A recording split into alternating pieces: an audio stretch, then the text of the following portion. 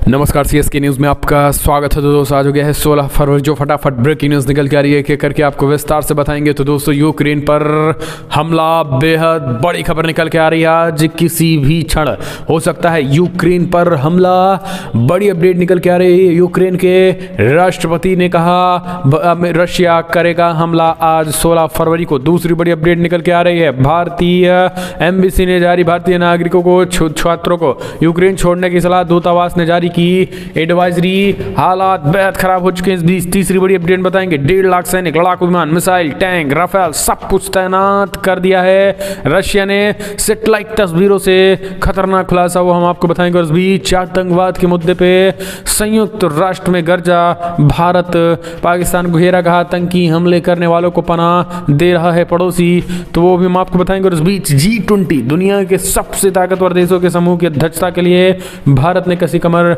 Cabinet ने दी तैयारी की मंजूरी, तो एक एक करके आपको बताएंगे। जहां पे यूक्रेन की क्राइसिस भी निकल के आई है, वहीं वो हम आपको बताएंगे। और इस बीच सीमा विवाद पर ड्रैगन का बड़ा बयान, भारत को चीन के साथ समझौतों का पालन करना चाहिए। और भारत पीएम मोदी ने भी कुछ एक ऐलान कर दिया, लेकिन उससे पहले एक छोटा सा निवेदन, अगर आपने चैनल को सब्सक्राइब नहीं किया तो पल पल के अपडेट के लिए चैनल को सब्सक्राइब करना ना भूलो दोस्तों। तो पहली बड़ी अपडेट निकल के आ रही है, आपको बता दें बिग ब्रेकिंग, आज महज कुछ घंटों में यूक्रेन पर हमला करने जा रहा है रशिया। 2 लाख सैनिक, एक्टिव मोड में आई सेनाएं, भारतीय दूतावास ने एडवाइजरी जारी की, भारत को यूक्रेन छोड़ने के आदेश। दोस्तों दरअसल यूक्रेन पर बड़ी खबर निकल के आ रही है, जहाँ पर रूस ने अपनी तैयारी तेज कर दी और रूस की सेना युद्धाभ्यास के साथ साथ आज बड़ा हमला हो सकता है। इस बात की कोई और जानकारी नहीं, बल्कि यूक्रेन के राष्ट्रपति ने कहा है कि 16 फरवरी को कभी भी किसी भी वक्त यूक्रेन पर रशिया अटैक कर सकता है। यूक्रेन पर हमला जो है वो कहीं ना कहीं एक तरीके से बढ़ रहा है, खतरा है। और आज किसी भी वक्त, किसी भी क्षण दोस्तों दुनिया भर की मीडिया में यूक्रेन का कवरेज चल रहा है। और आपको बता दें हालात रशिया और यूक्रेन के बीच बेहद खतरनाक, रूस यूक्रेन पर हमला करने जा रहा है, बेहद बड़ी खबर निकल के आ रही है। इस बीच आपको बता दें भारत की तरफ से क्या कुछ एक्टिविटी उठाएगी, भारत ने उठाया है बड़ा कदम। भारतीय नागरिकों को और छात्रों को, भारतीय नागरिकों और छात्रों को यूक्रेन छोड़ने के सलाह दे दिए गए। और दूतावास ने इस बात को एडवाइजरी जारी की गई है, क्योंकि कीव स्थित भारतीय, यूक्रेन की राजधानी कीव स्थित भारतीय दूतावास ने भारतीय नागरिकों के यूक्रेन छोड़ने की सलाह दी है। और इस बीच मंगलवार को दूतावास ने इस संबंध में एडवाइजरी जारी की है। और इसमें भारतीय नागरिकों और खासतौर से छात्रों को अस्थायी रूप से यूक्रेन छोड़ने के लिए कहा गया है। खास बात यह है कि इससे पहले भी अमेरिका समेत कई देश यूक्रेन से अपने राजनयिकों को देश छोड़ने के लिए कह चुके हैं। दूतावास की तरफ से जारी एडवाइजरी में कहा गया है कि यूक्रेन में मौजूदा स्थिति की अनिश्चितताओं के देखते हुए यूक्रेन में रह रहे भारतीय नागरिक, खास तौर पर छात्र जिनका रुकना जरूरी नहीं है, वो अस्थायी रूप से निकलने पर विचार कर सकते हैं। दरअसल भारतीय नागरिकों को यूक्रेन और यूक्रेन के अंदर गैर जरूरी यात्राओं से बचने की भी सलाह दी जाती है। आगे आपको बता दें कि यूक्रेन को लेकर ये भारत सरकार की एडवाइजरी है। खास करके भारत की तरफ से ये भी कहा गया है कि आप शांति बनाए रहो, इस तरीके से हल युद्ध के जरिए कुछ हो नहीं सकता है। लेकिन आपको बता दें कि जो अगर बात करें रशिया सैनिक हैं, तो रूसी सैनिक 1.5 लाख सैनिक तैयार हो चुके हैं, लड़ाकू विमान, मिसाइल, टैंक। सैटेलाइट तस्वीरों की बात करें तो सैटेलाइट, रूस और यूक्रेन खुद युद्ध की तैयारी दोनों देशों की तरफ चल रही है। ऐसा नहीं कि रशिया ही कर रहा है, यूक्रेन भी तैयारी है।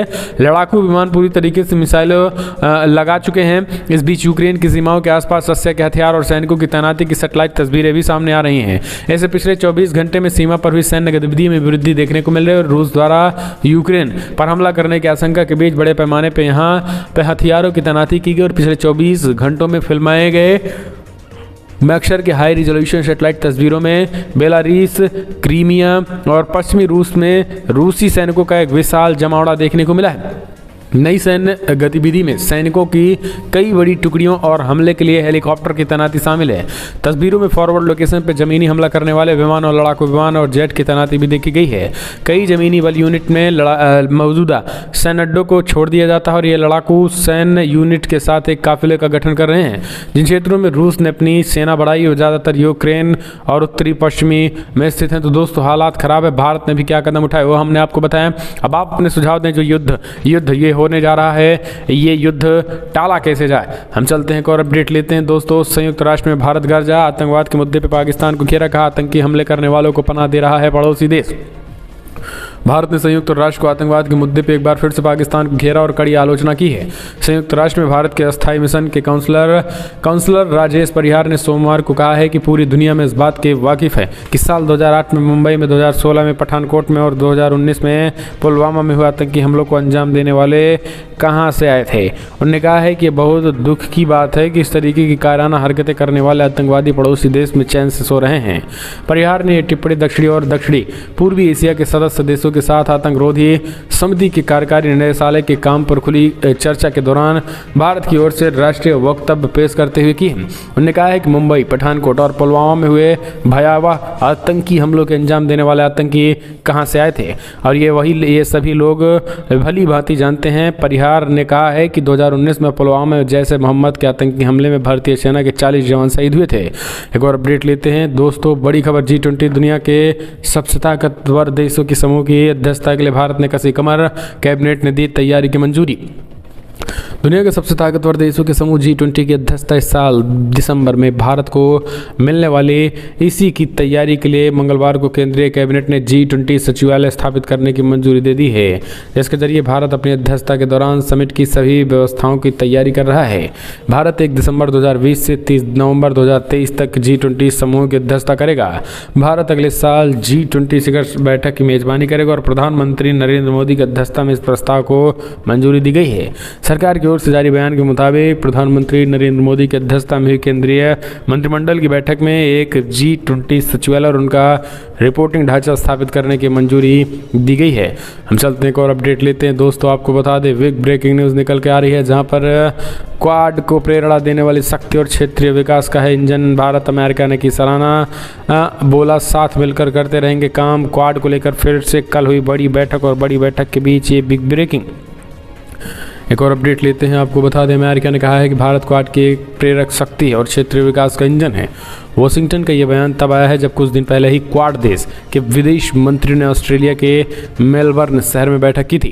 क्वाड भारत, अमेरिका, जापान और ऑस्ट्रेलिया का एक संगठन है। मेलबर्न स्थित सम्मेलन के दौरान देशों के विदेश मंत्रियों ने भारत प्रशांत क्षेत्र में चीन की अस्थिर भूमिका और यूक्रेन पर रूसी आक्रमण पर चर्चा की थी। अमेरिकी विदेश मंत्री टोनी ब्लिंकन, भारतीय विदेश मंत्री एस जयशंकर चर्चा का हिस्सा थे। व्हाइट हाउस की प्रिंसिपल डिप्टी प्रेस सचिव कराइन जीन पियरे ने वाशिंगटन में संवाददाताओं से कहा है कि हम मानते हैं कि भारत दक्षिण एशिया और हिंद महासागर में एक समान विचारधारा वाला भागीदार और नेता है जो दक्षिणी पूर्व एशिया में एक्टिव और हमसे जुड़ा हुआ क्वाड है और क्वाड आने वाले समय में नेतृत्व करेगा। एक और अपडेट लेते हैं, कनाडा में देशव्यापी विरोध प्रदर्शन पर लगेगा लगाम। पीएम जस्टिन ट्रूडो ने किया आपातकाल लागू करने का फैसला। दोस्तों, दरअसल कोरोना वायरस संक्रमण से बचाव के लिए कोविड-19 लगवाने की अनिवार्यता के खिलाफ कनाडा के राजधानी ओट्टावा में लोगों का विरोध प्रदर्शन बड़े पैमाने पर जारी है। इसको देखते हुए कनाडा के प्रधानमंत्री जस्टिन ट्रूडो ने एक बड़ा फैसला लिया है। पीएम ने देशव्यापी विरोध से निपटने के लिए आपातकालीन अधिनियम को लागू कर दिया है। कनाडा के ट्रक ड्राइवरों में भारी, कहीं न कहीं देखा जाए तो भारी प्रदर्शन को लेकर प्रधानमंत्री जस्टिन ट्रूडो ने सोमवार को कहा है कि वे इन प्रदर्शनों को खत्म करने के लिए आपात स्थिति अधिनियम लागू करने जा रहे हैं और इस अधिनियम का इस्तेमाल देश में संकट के समय किया जाता है। पार्लियामेंट हिल पर एक संवाददाता सम्मेलन में ट्रूडो ने कहा कि एक स्पष्ट हो गया है कि कानून को प्रभावी ढंग से लागू करने के कानून। अगली अपडेट, रशियन कंपनियों को प्रतिबंधित कर देंगे अगर यूक्रेन के मुद्दे पर ब्रिटिश ने रूस को धमकाया। कहा अगर हमला हुआ तो रशियन सारी कंपनियों को कर देंगे ब्लैक लिस्टेड। यूक्रेन संसद के बीच अब ब्रिटेन ने रशियन कंपनियों को प्रतिबंधित करने की धमकी दे दी है। मंगलवार को ब्रिटेन ने कहा है कि अगर रूस ने यूक्रेन पर आक्रमण किया तो वो लंदन में रशियन कंपनियों को लंदन में पैसा बनाने से रोक देगा। इतना ही नहीं, ब्रिटेन ने यह भी कहा है कि किसी भी विवाद की स्थिति में पश्चिमी देशों को एकजुट होकर रहना ही होगा। रूस ने यूक्रेन की सीमा पर सैनिकों की तैनाती और मिलिट्री साजो सामान बढ़ा दिया है। ब्रिटेन के अलावा यूनाइटेड स्टेट, यूरोपियन यूनियन और अन्य कई गठबंधन देशों ने रूस को चेताया है। कहा कि अगर यूक्रेन पर हमला हुआ तो उनके गंभीर परिणाम होंगे और वे उस पर आर्थिक प्रतिबंध लगा देंगे। हाल ही में ब्रिटेन के पीएम ने कहा था कि किसी भी नए रूसी हमला होने पर ब्रिटिश प्रतिबंध और अन्य उपाय तैयार रहेंगे। सरकार संसद में रूसी व्यक्तियों और संस्थाओं पर प्रतिबंध लगाने की मंजूरी मंजूरी देने के लिए नई शक्तियों को मुहैया कराने के लिए कहेगी। ब्रिटेन एस्टोनिया में ब्रिटिश ने ये बड़ी बातें कही हैं। एक और अपडेट, जम्मू कश्मीर मार्च में आएंगे प्रधानमंत्री मोदी, 25,000 करोड़ के निवेश प्रस्ताव को करेंगे लॉन्च। जम्मू कश्मीर में नए औद्योगिक नीति व औद्योगिक पैकेज से बदले माहौल के बीच मार्च माह में प्रधानमंत्री मोदी 25,000 करोड़ के निवेश के धरातल पर शुभारंभ करेंगे, जम्मू कश्मीर पहुंचेंगे। प्रदेश सरकार ने प्रधानमंत्री मोदी को निवेश की ग्राउंड ब्रेकिंग सेरेमनी के लिए आमंत्रित भी किया था, जिस पर पीएम ने कार्यक्रम की अध्यक्षता करने में सहमति जताई और ये जानकारी उपराज्यपाल मनोज सिन्हा ने दी है। वे मंगलवार को जम्मू के बाजालता में 41 करोड़ की लागत से तैयार बिजली आपूर्ति से जुड़ी 20 परियोजनाओं के उद्घाटन समारोह में बोल रहे थे। एलजी ने कहा है कि कुछ दिन पूर्व उन्होंने प्रधानमंत्री से 20 से 25,000 करोड़ रुपए के निवेश के ग्राउंड ब्रेकिंग सेरेमनी की अध्यक्षता करने का आग्रह किया था। पीएम ने हामी भर दी है। इस बीच बाजालता से शुरू की गई 20 परियोजनाओं से जम्मू, उधमपुर, पुंछ और रजौरी में विद्युत आपूर्ति व्यवस्था में सुधार होगा।